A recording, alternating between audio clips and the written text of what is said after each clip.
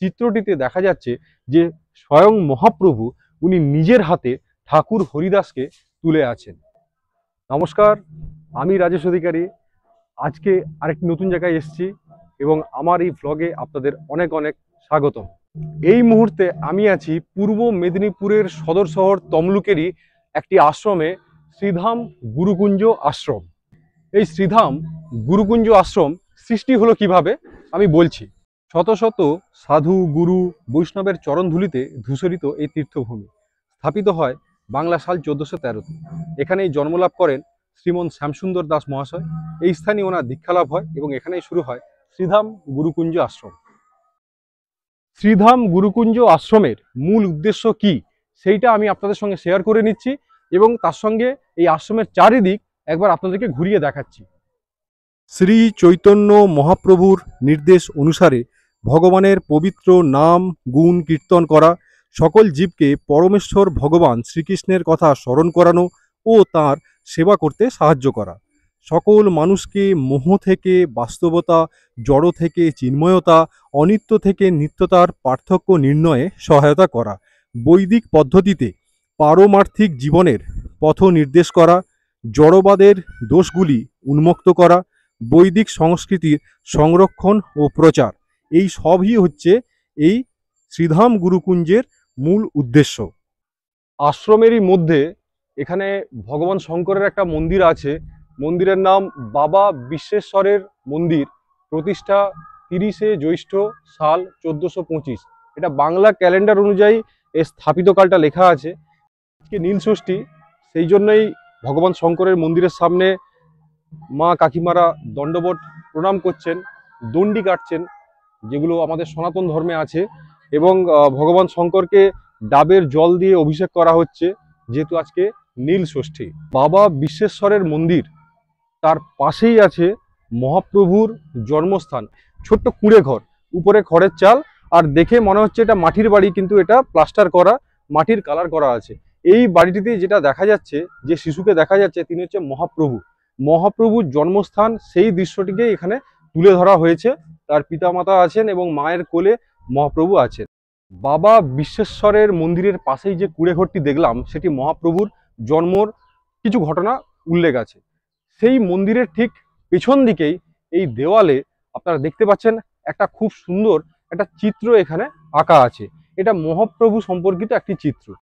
এই যে চিত্রটি আপনারা দেখতে পাচ্ছেন, এইটা মধ্যযুগীয় সময়কার একটা চিত্র তুলে ধরা হয়েছে, যা আনুমানিক 500 থেকে 550 বছরের পুরনো। চিত্রটিতে দেখা যাচ্ছে যে স্বয়ং মহাপ্রভু উনি নিজের হাতে ঠাকুর হরিদাসকে তুলে আছেন। কে এই ঠাকুর হরিদাস? এই ঠাকুর হরিদাস হচ্ছেন একজন জন্মসূত্রে মুসলিম বাড়ির সন্তান, কিন্তু তিনি তার সারা জীবন হরিদেবের ভক্তে এতটাই বিলীন হয় এবং নিজের পুরো জীবনটাই হরিভক্তে দিয়ে দেয়। সেই কারণেই তার নাম হয় হরিদাস, এবং তার অন্তিম সময়ে, শেষ সময়ে মহাপ্রভু নিজে আসেন এবং নিজের হাতে তাকে কোলে তুলে সমাধিস্থ করা হয়। সেই দৃশ্যটাই এখানে তুলে ধরা আছে। এই আশ্রমের মধ্যেই এই রকম ছোট ছোট কিছু বিশ্রামাগার আছে, তাদের নাম দেওয়া আছে শান্তি কুঞ্জ। আপনারা যখন আশ্রম ঘুরছেন, তার ফাঁকে ফাঁকে ক্লান্ত হলে আপনারা এই রকম জায়গাতে বসে সপরিবারে গল্পও করতে পারবেন। এই জায়গাটা হচ্ছে শ্রী শ্রী গৌর গোপাল বুক স্টল। এখানে ভগবত সেবার সমস্ত জিনিসপত্র পাওয়া যায়, বিভিন্ন পুস্তক থেকে শুরু করে বিভিন্ন ছবি, সেই সব কিছুই এইখানে পাওয়া যায়। এর ঠিক পাশেই আছে রাধারানী ড্রেসেস। এখানে ভক্তদের বিভিন্ন ধরনের রেডিমেড পোশাক পাওয়া যায়। যারা ভক্তবৃন্দ, তাদের এখানে পোশাক পাওয়া যায়, তিল তেল পাওয়া যায়, পূজার নৈবেদ্যের ডালি, এই সব কিছু এখানে পাওয়া যেতে পারে। আপনারা এখানে এসে যখন পুজো দেবেন, এখান থেকে সুলভ মূল্যে আপনারা পুজোর ডালি পেয়ে যাবেন। এই যে নৈবেদ্যে বা পুজো দেওয়ার যে দোকান এই আশ্রমের মধ্যেই অবস্থিত, সেখানে যে পূজার ডালি, সেটা শুরু হচ্ছে 50 টাকা থেকে। 50 টাকা থেকে শুরু, আনলিমিটেড, আপনি যেরকম বাজেট করতে চাইবেন সেরকম। সেখানের মধ্যে কি থাকছে? দীপ, ধূপ, মোমবাতি ইত্যাদি থাকছে। এই হচ্ছে আশ্রমের ভেতরের যে নৈবেদ্যের দোকান। এখানে দেখতে পাচ্ছি রাধা কৃষ্ণের মূর্তি আছে, নৃসিংহদেবের মূর্তি আছে, কৃষ্ণের ছোটবেলার ছবি আছে, চৈতন্যদেবের ছবি আছে, এইসব। এখানে হরে কৃষ্ণ হরে রাম লেখাও আছে। তার সঙ্গে ভেতরেও কাঁসার ঈশ্বরের মন্দির আছে, মূর্তি আছে, এবং আরো কিছু মূর্তিও আছে। এখানে তুলসী কাঠের মালা, তার সঙ্গে ময়ূরের পালক ইত্যাদি আছে। একইভাবে এখানেও চাবির রিং থেকে শুরু করে লকেট, এভরিথিং, এই সব কিছুই এই দোকানের মধ্যে আছে। খুবই কম দামে সুলভে এখানে আপনারা জিনিস পেয়ে যাবেন। তার পাশাপাশি আরেকটি জিনিস দেখাচ্ছি, এখানে কিন্তু পুস্তক পাওয়া যায়। এই দেখুন, ভক্তিগীতি, শ্রীমদ্ ভগবদ গীতা, ভক্তিধারা, গুরু কৃপা, এইসব বিভিন্ন এখানে বই আছে। আপনারা এখান থেকে বইও কিনতে পারেন। এইটা পোশাকের দোকান, ভক্তবৃন্দের বিভিন্ন পোশাক এখানে পাওয়া যায়।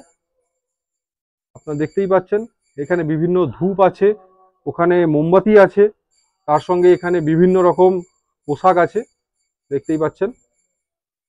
বর্তমানে আমি এখন যে জায়গাতে দাঁড়িয়ে আছি, এই জায়গাতে যে কমলা রঙের দাগ দেখতে পাচ্ছেন, দেখে নিশ্চয়ই আপনারা আন্দাজ করতে পারছেন এটা কিসের জন্য এই জায়গাটা ব্যবহার করা হয়। এটা আমি বলে দিচ্ছি, এটা হচ্ছে ডাইনিং এরিয়া। এইখানে মাটিতে বসে খাওয়া হয়, ভোগ খাওয়া হয়। এবারে আসি প্রসাদ মূল্য কত। এখানে প্রসাদ মূল্য 50 টাকা। একাদশীর দিন সকালবেলা এবং রাত্রিবেলা বিনামূল্যে এখানে প্রসাদ পাওয়া যায়। আমি অফিসের ফোন নাম্বার এইখানে লিখে দিলাম স্ক্রিনে, তার সঙ্গে আমি ডেসক্রিপশন বক্সেও লিখে দেবো। আপনারা এই নাম্বারে যোগাযোগ করে আগে থেকে কুপন কাটতে পারেন, অথবা সকালবেলা 8টার মধ্যে এসেও আপনারা কুপন কাটতে পারেন। এই জায়গাটা শুধু যে ভোগ খাওয়ার জন্য ব্যবহার হয় তা নয়, এখানে কিন্তু দর্শকরা বসে থাকেন। দিয়ে এই যে জায়গায় আমি বসে আছি, এইটা হচ্ছে একটা স্টেজ বা মঞ্চ। এই মঞ্চের উপর বসেই ভগবত পাঠ, ঈশ্বরের নাম গান এখানে হয়, এবং এই জায়গাতে বসে সেই দর্শকরা বসে এই স্টেজ থেকে সমস্ত ঠাকুরের নাম গান উপভোগ করেন। আমার পেছনে যে বিল্ডিংটা দেখতে পাচ্ছেন লেখা আছে চক্র ভবন। এই ভবনটা হচ্ছে যে সব ভক্তবৃন্দ দূর থেকে আসছেন তারা চাইলে এখানে নাইট স্টে করতে পারবেন। 500 টাকার বিনিময়ে এখানে নাইট স্টে করতে পারবেন। তার জন্য পরিচয়পত্র লাগবে এবং একটা রুমে 4 জন থাকতে পারবে, সেই রকমই ক্যাপাসিটি করা আছে। এই পুরো বিল্ডিংটা একবার আপনারা দেখে নিন।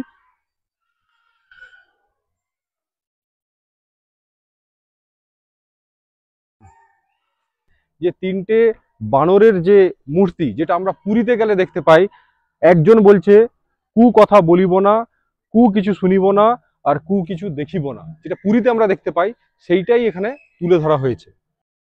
এইটি হলো শ্রীবাস অঙ্গন। ভেতরে দেখতে পাচ্ছি মা যশোদা কৃষ্ণ ঠাকুরকে দড়ি দিয়ে বেঁধে রাখছেন, সেই দৃশ্য এখানে তুলে ধরা হয়েছে। তার পাশাপাশি এখানে আরো অনেক কিছু চিত্র আছেন। নাম যজ্ঞবেদী, শ্রীল ভক্তিভূষণ দাস বাবাজির মন্দির। কে ছিলেন? ইনি ছিলেন শ্রীমন শ্যামসুন্দর প্রভুর গুরুদেব। এই যে নিদর্শনটি দেখছেন, এটা হলো শ্রীমন শ্যামসুন্দর প্রভুর পিতৃ এবং মাতৃদেবের সমাধি মন্দির। এই যে নিদর্শনটি দেখছেন, এটা হলো শ্রীল বাসু ঘোষ ঠাকুরের শ্রীপাঠ তমলুক। শৌচালয়েরও ব্যবস্থা আছে, নারী পুরুষ আলাদা আলাদা, খুব পরিষ্কার পরিচ্ছন্ন। এখানে আপনাদের শৌচালয়ের কোনো অসুবিধা হবে না, নিশ্চিন্তে আসতে পারেন। বর্তমানে আমি আছি এখন শ্রীধাম গুরুকুঞ্জ আশ্রম। সেই আশ্রমটা হচ্ছে এইখানে, এবং তার মন্দিরের চূড়াটা আপনারা দেখতে পাচ্ছেন। আমি আছি ঠিক তার পেছন দিকে। এখানে একটা খুব সুন্দর ফুলের বাগান আছে, তার সঙ্গে বাচ্চাদের খেলার জন্য এখানে অ্যামিউজমেন্টের ব্যবস্থা আছে, দোলনা আছে, স্লিপারি আছে, আরো টুকটাক কিছু নাগরদোলা আছে। তার সঙ্গে এর ঠিক পেছন দিকেই একটা পুকুর আছে। আমি ক্যামেরাম্যানকে বলছি ঘোরাতে। পুকুরটাতে প্যাডেল বোর্ড আছে, সেই প্যাডেল বোর্ডটাও আপনারা এনজয় করতে পারেন। 10 টাকা করে টিকিট। এই আশ্রমের মধ্যেই এমন আম গাছগুলো আছে যে তার আম গাছ থেকে আম এত নিচে ঝুলছে যে আমি যে হেঁটে হেঁটে যাচ্ছি, এই দেখুন আমার মাথায় লাগছে। একদম খুব কাছাকাছি সব আম ঝুলে আছে। খুব সুন্দর যত্ন করা হয় এবং খেয়াল রাখা হয় এই গাছগুলোর। আপনারা দেখতেই পাচ্ছেন মাথায় লাগছে হাঁটা চলা করতে গিয়ে, এই যে একদম গায়ের কাছে। আজকে এসেছিলাম শ্রীধাম গুরুকুঞ্জ আশ্রম, তমলুক, পূর্ব মেদিনীপুরে। আশ্রমটি খোলা হয় ভোর 4টা থেকে দুপুর 12টা পর্যন্ত, আবার বিকেল 4টা থেকে রাত্রি 8টা পর্যন্ত। এই আশ্রমের চারিদিক ভিতরটা খুব পরিষ্কার পরিচ্ছন্ন এবং খুব নিরিবিলি। সপ্তাহান্তের একদিনের ছুটিতে আপনারা সপরিবারে এখানে আসতে পারেন, ঘুরে যেতে পারেন শ্রীধাম গুরুকুঞ্জ আশ্রম। ভিডিওটি ভালো লাগলে আপনারা লাইক, কমেন্ট এবং শেয়ার করবেন। চ্যানেলটি সাবস্ক্রাইব করে আমার পাশে থাকবেন। খুব তাড়াতাড়ি দেখা হচ্ছে আবার পরের ভিডিওতে। সকলে ভালো থাকবেন, সুস্থ থাকবেন। নমস্কার।